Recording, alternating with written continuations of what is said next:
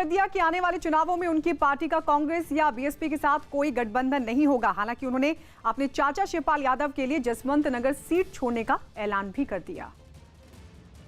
इसका क्या मतलब निकाला जाए, बीएसपी या कांग्रेस छोड़ दें दोनों को?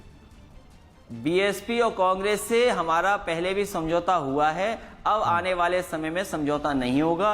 जो हमारा गठबंधन पहले से था, जिन दलों के साथ था, उन दलों के साथ रहेगा, छोटे दलों के साथ जी।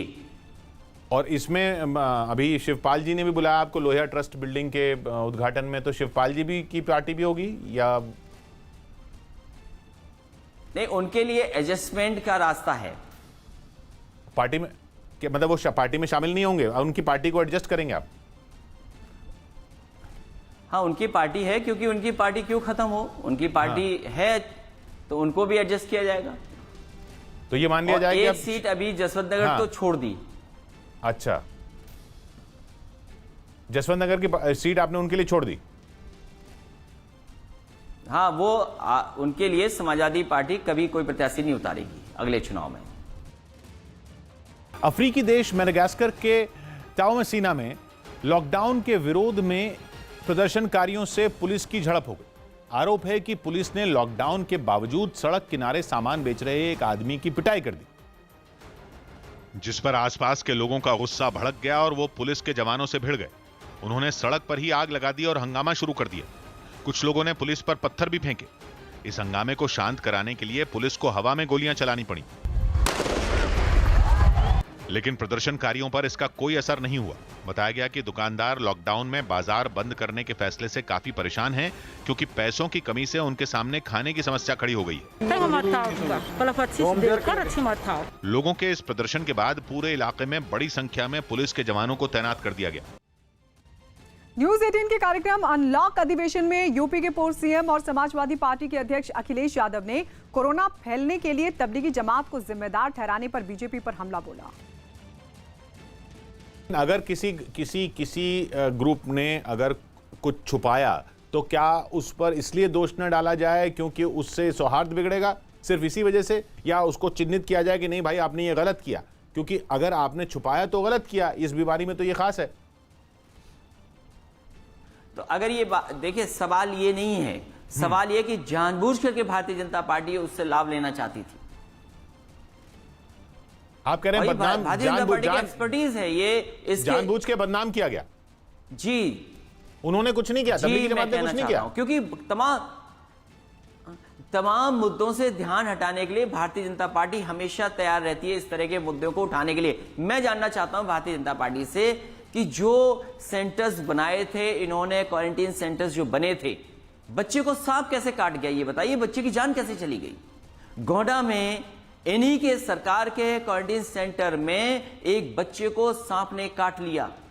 गोरखपुर के एक क्वारंटीन सेंटर में सांप निकला। दिल्ली के सीएम अरविंद केजरीवाल ने कोरोना पर तबलीग के नाम पर सांप्रदायिकता का आरोप लगाया। तबलीगी जमात को अब भी आप जिम्मेदार मानते हैं एकदम से स्पाइक आने के लिए? उस वक्त कुछ लोग उनके यहां भी विदेशों से आए थे जी। जैसा मैंने कहा, विदेशों से कई लोग आए थे, तो उनके भी विदेशों से कुछ लोग आए थे जो कोरोना लेके आए थे।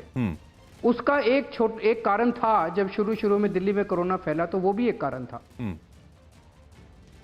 लेकिन वो है ना, उसको सांप्रदायिक रंग दे दिया गया, गलत था।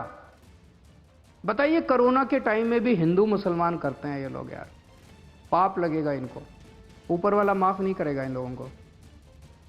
वहीं न्यूज 18 से एक्सक्लूसिव बातचीत में बीजेपी अध्यक्ष जेपी नड्डा ने कोरोना को और फैलाने के लिए तबलीगी जमात को जिम्मेदार बताया।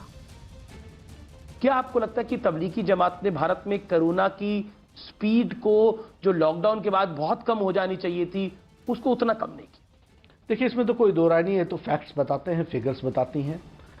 जहां जहां हॉटस्पॉट्स बने, जिन हॉटस्पॉट्स को अगर आप सर्वे करेंगे, ये आपके रिसर्च का विषय है, तो वो हॉटस्पॉट्स उसी स्थानों पर बने जहां कोरोना कैरियर्स वहां गए, उन्होंने इन्फॉर्म नहीं किया, उसमें से वो बढ़ते चले गए और निश्चित रूप से लॉकडाउन में एक ऐसा इवेंचुअलिटी आया जिसमें कोरोना के केसेस घटने के बजाय बढ़ने लगे। आप मानते हैं कि उसने भी इसको बढ़ाया? बिल्कुल।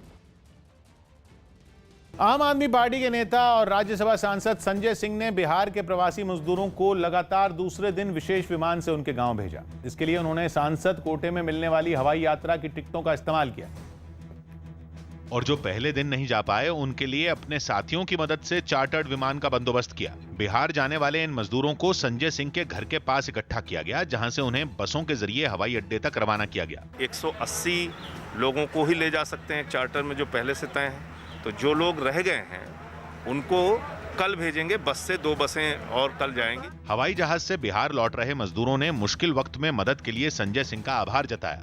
अपने घर पहुंचना चाहते हैं क्योंकि यहाँ बहुत लोगों का रोजगार छिन गया है और संजय सिंह की एक कवायद बिहार के लोगों को वहाँ भेजने की कहीं न कहीं इन्हें एक बड़ी राहत देने वाली है। और बिहार लौट रहे ज्यादातर मजदूरों ने एक ही परेशानी बताई कि कोरोना संकट की वजह से उनका दिल्ली में गुजारा होना मुश्किल हो गया था। अभी हमारी काम चल नहीं रहा है, काम बंद है, इस वजह से ये बहुत खुश है। लेबर काम करते थे, पता काम चल नहीं रहा हमारा, इसलिए हम जा रहे हैं।